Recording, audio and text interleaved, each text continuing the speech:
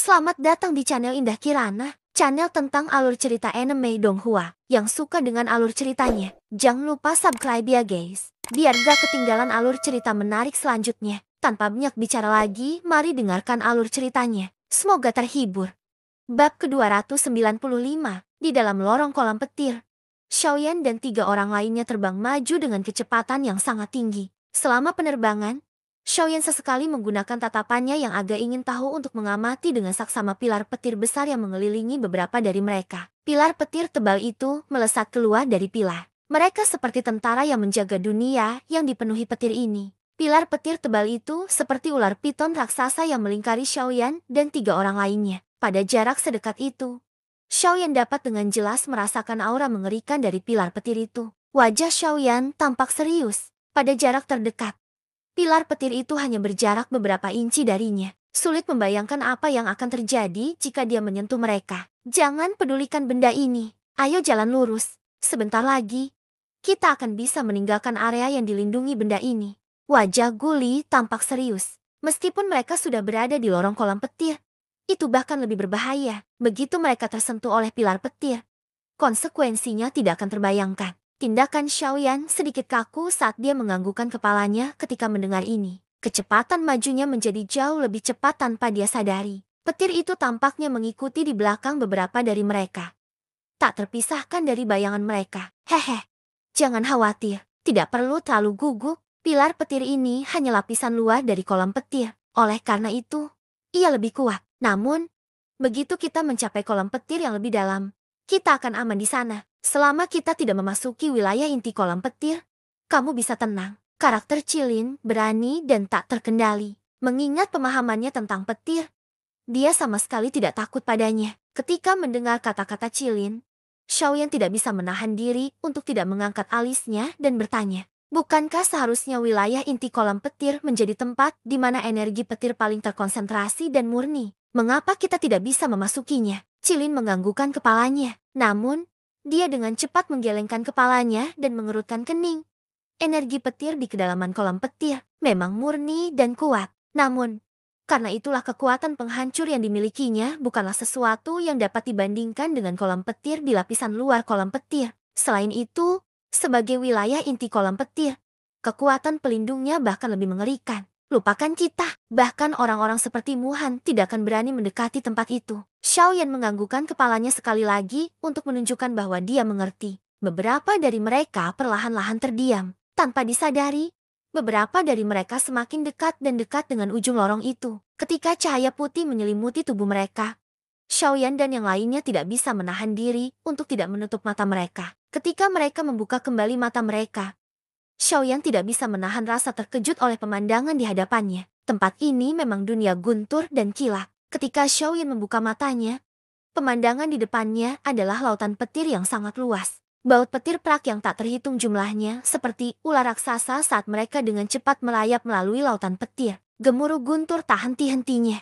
Meskipun dia berdiri jauh, dia masih bisa merasakan jantungnya bergetar. Energi petir di sini memang sangat kuat. Tidak heran bahkan kaisar setengah bela diri mendambakan tempat ini. Xiaoyan menatap lautan petir yang luas dengan penuh kegembiraan. Dia tidak bisa menahan rasa terkejutnya dengan pemandangan di depannya. Meskipun kekuatan petir di sini tidak seseram petir pil yang dia tarik keluar saat dia memurnikan pil kelas kaisar, petir itu lebih unggul karena ada banyak sekali petir. Jika dia benar-benar membandingkannya, petir di sini lebih menakutkan. Sekarang bukan saatnya untuk terburu-buru membuat terobosan. Ayo kita cari orang-orang itu dulu. Jika kita melewatkan kesempatan ini dan tidak dapat menemukan mereka, akan merepotkan jika kita bertarung nanti. Guli mengingatkan dengan suara serius. Begitu Guli mengatakan itu, Xiaoyan segera kembali sadar. Dia mengangguk pada Guli dan kemudian tatapannya jatuh pada Qinzhong. Dia berkata sambil tersenyum, Saudara Qin, kamu harus pergi mencari tempat yang aman untuk berkultivasi dulu. Kita masih harus berurusan dengan Moudi dan yang lainnya. Aku khawatir lain kali kita bertemu adalah setelah kita meninggalkan tempat ini.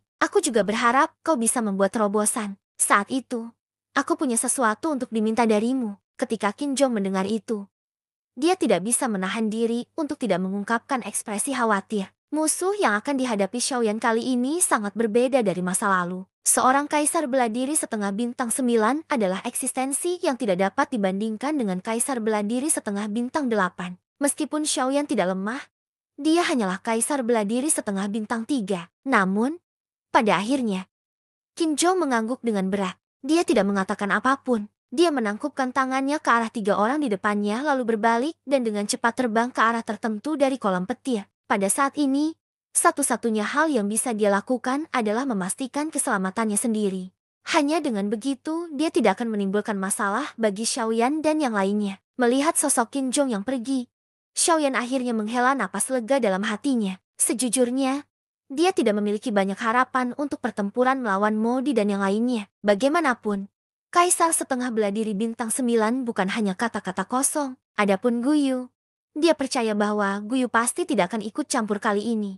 Jadi, apapun yang terjadi, dia hanya bisa mengandalkan dirinya sendiri dan 2 orang di sampingnya untuk pertempuran kali ini. Ayo pergi.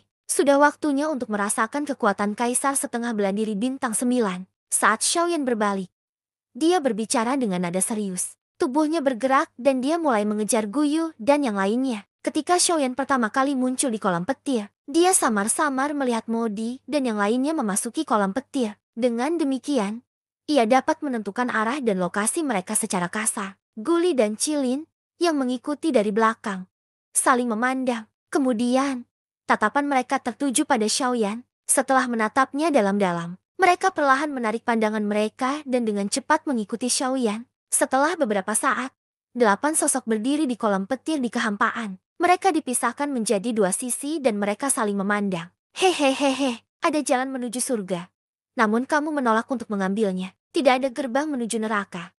Namun kau bersikeras datang ke sini untuk membuang nyawamu. Wajah Modi dipenuhi dengan ejekan saat ia melihat kelompok Xiaoyan yang berdiri di sisi yang berlawanan. Ia tidak menyangka bahwa ketiga orang di depannya akan begitu berani. Mereka baru saja memasuki kolam petir di alam kosong. Namun mereka datang mencari mereka untuk bertarung. Memang, aku tidak menyangka kau begitu berani. Apakah kau mencoba untuk mengambil keuntungan dari kenyataan bahwa kita belum membuat terobosan ke alam berikutnya untuk bertarung? Muhan mencibir saat ia melihat Xiaoyan dan 2 lainnya. Wajahnya dipenuhi dengan penghinaan. Awalnya, aku ingin membiarkanmu hidup lebih lama. Namun, karena kau bersikeras mencari kematian, jangan salahkan orang tua ini. Belum lagi Muhan. Bahkan Yan Bing akan merasa jijik terhadap Xiaoyan dan 2 lainnya. Xiaoyan menyipitkan matanya saat ia menatap Muhan. Ekspresinya serius. Setelah beberapa lama, ia akhirnya berbicara dengan nada acuh tacuh. Kau telah menolak lawanmu. Bahkan sebelum pertempuran dimulai. Jika kamu tidak memiliki kepercayaan diri yang cukup, maka kamu terlalu bodoh. Muhan menatap Xiaoyan. Matanya seperti cakar elang saat dia menatap yang terakhir. Namun, dia tidak mengatakan apa-apa. Sementara pihak Xiaoyan bersiap untuk bertarung dengan kelompok Modi. Ada 4 sosok manusia yang duduk di dalam aula besar yang sangat tersembunyi dan misterius di tempat lain. Cahaya redup menerangi lantai di depan mereka berempat. Hanya sepatu mereka yang bisa terlihat jelas. Segala sesuatu yang lain tampak sangat misterius. HMP, kalian bukan manusia atau hantu. Kenapa kalian memanggil kami ke sini? Suara serak dan tua itu dipenuhi amarah. Suara itu berubah menjadi gemuruh yang menggelegar saat bergema di aula. Suara itu mengguncang hati dan jiwa seseorang. Pada saat yang sama, cangkir teh di tangan ketiga orang lainnya meledak. TSK, TSK, TSK, TSK. Pemimpin sekte Wu, mengapa kalian begitu cemas? Kalian semua telah menunggu selama ratusan tahun. Apa bedanya dengan beberapa saat? TSK, TSK, TSK, TSK. Pada saat ini, tawa yang menyeramkan dan menyeramkan terdengar samar-samar dari kegelapan. Suara itu datang tanpa peringatan apapun dan mereka tidak dapat mendeteksi aura apapun. Orang yang datang membuat keempat ahli makhluk tertinggi, yang biasanya dapat melakukan apapun yang mereka inginkan, merasakan kesungguhan di hati mereka. Di antara mereka berempat, tentu saja ada beberapa yang mengerti arti di balik kata-kata itu. 2 dari mereka diam-diam bertukar pandang sebelum mereka melihat kehampaan di depan mereka dan bertanya dengan tenang. Apa maksudmu dengan apa yang baru saja kamu katakan? Apa maksudmu dengan menunggu selama ratusan tahun? TSK, TSK, TSK. Mungkinkah setelah ratusan tahun, kalian berempat telah melupakan hal itu? Keempat orang dalam kegelapan menyipitkan mata mereka saat cahaya dingin berkedip di mata mereka. Bahkan dalam kegelapan, itu masih menakutkan. Langkah kepunahan langit. Bab ke-296. Bang! Saat suara gelap dan dingin yang tidak diketahui asalnya itu kembali terdengar, seluruh aula langsung dipenuhi dengan 4 tekanan yang sangat menakutkan. Gelombang doki yang bergejolak menyapu berulang kali di dalam aula, menyebabkan seluruh aula mengeluarkan gelombang suara gemetar. Apa katamu? 4 teriakan kaget terdengar bersamaan. Seluruh aula bergetar tanpa henti. Suara dengungan seperti guntur bergema di seluruh aula, mengguncang jiwa seseorang. TSK, TSK, TSK, TSK. Sepertinya beberapa dari kalian belum melupakan benda itu. Langkah kepunahan langit. Keterampilan yang membuat Tianju Xiangren terkenal. Itu adalah salah satu kunci untuk membuka makam kuno Tianju. Hanya dengan melakukan itu, kalian akan memiliki kesempatan untuk mendapatkan warisan Tianju Xiangren. Tawa dingin yang gelap terdengar samar-samar. Orang yang berbicara tidak menunjukkan banyak rasa takut di hadapan keempat ahli Zun tertinggi yang terkenal ini. Sebaliknya, keempat orang yang hadir bahkan lebih takut padanya. Apakah kalian tahu di mana klan itu sekarang? Salah satu dari keempat orang itu bertanya dengan nada agak ragu. Keempat faksi telah mencari klan itu selama beberapa tahun yang tidak diketahui. Sampai sekarang, masih belum ada berita. Mereka tidak percaya bahwa makhluk hantu yang bersembunyi di sudut gelap dan tidak berani menunjukkan dirinya ini dapat ditemukan. Haha.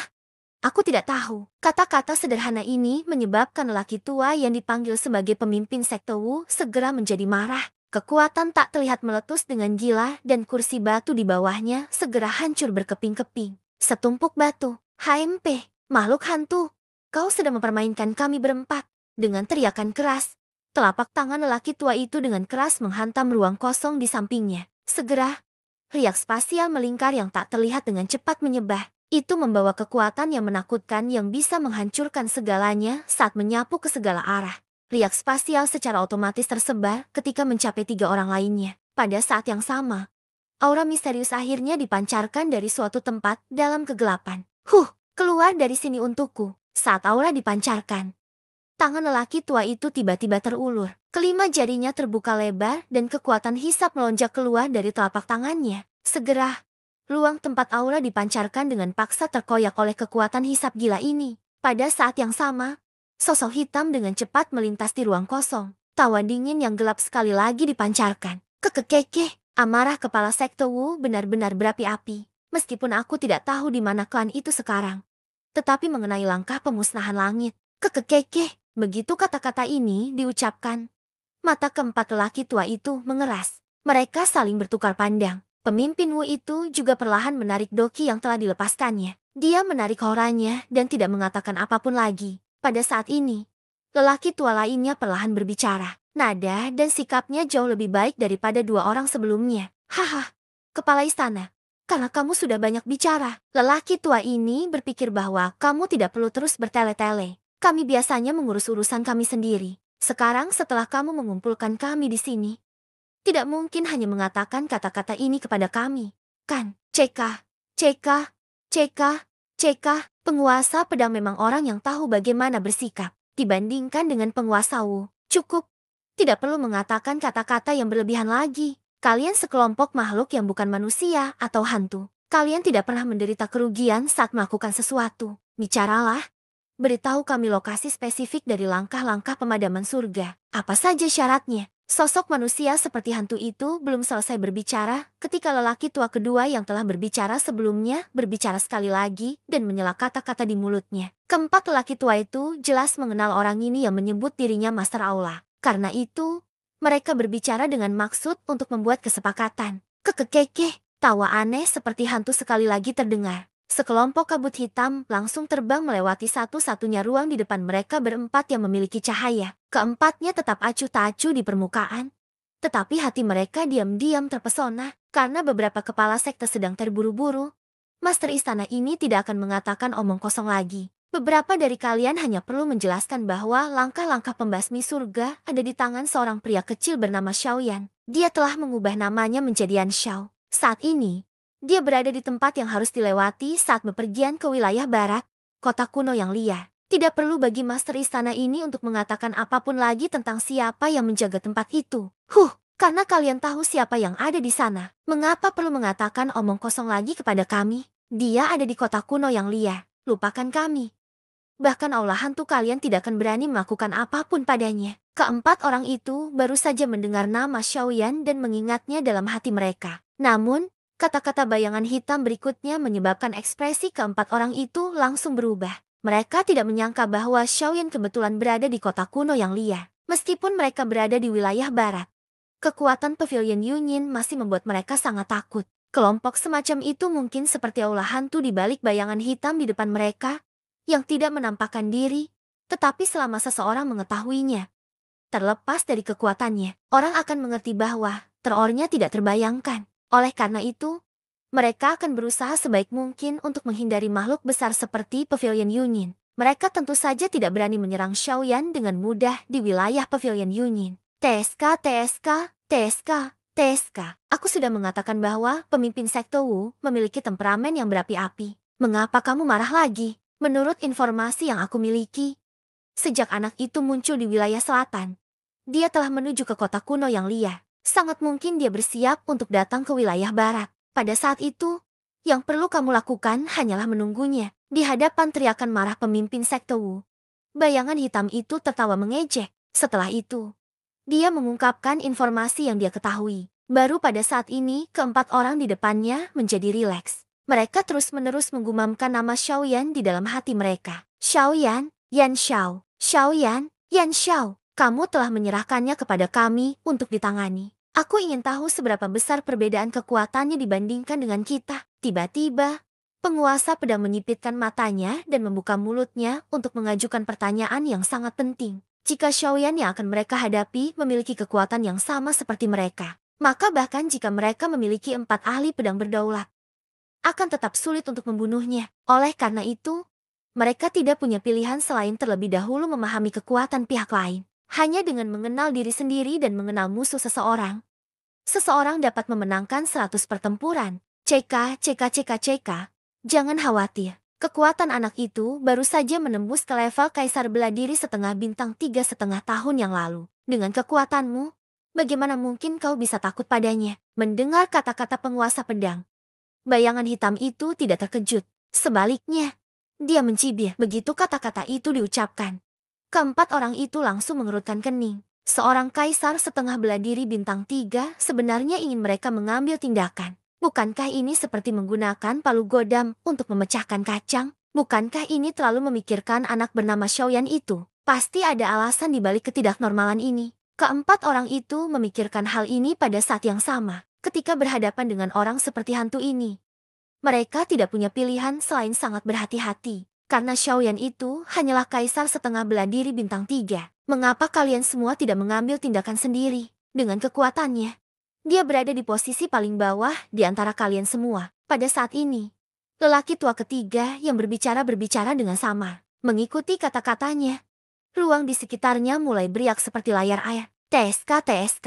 Tuan Chen juga tahu bahwa ketika kita melakukan banyak hal, keberadaan kita tidak akan terbongkar. Tanpa izin dari atasan kita tidak boleh membunuh orang di kota ini dengan seenaknya. Lagi pula, meskipun istana hantu kita kuat, ada juga banyak orang yang mengincar kita, meminjam pisau untuk membunuh seseorang. Orang tua yang dipanggil Tuan Chen itu berbicara dengan suara yang dalam. Anda boleh saja berkata begitu, namun, saya yakin ini hanyalah urusan antara kalian semua dan saya. Karena kalian semua adalah pengusaha, tidak perlu bertanya terlalu jelas tentang beberapa hal. Begitu airnya jernih, tidak akan ada ikan. Keempat orang itu menyipitkan mata dan bergumam sendiri sejenak. Namun, mereka tidak mengatakan apa-apa lagi. Di dalam kabut hitam, sepasang mata menyeramkan yang berkedip-kedip dengan cahaya aneh menyapu keempat orang yang hadir. Setelah waktu yang lama, bayangan hitam itu sekali lagi tertawa menyeramkan dan berkata, CK.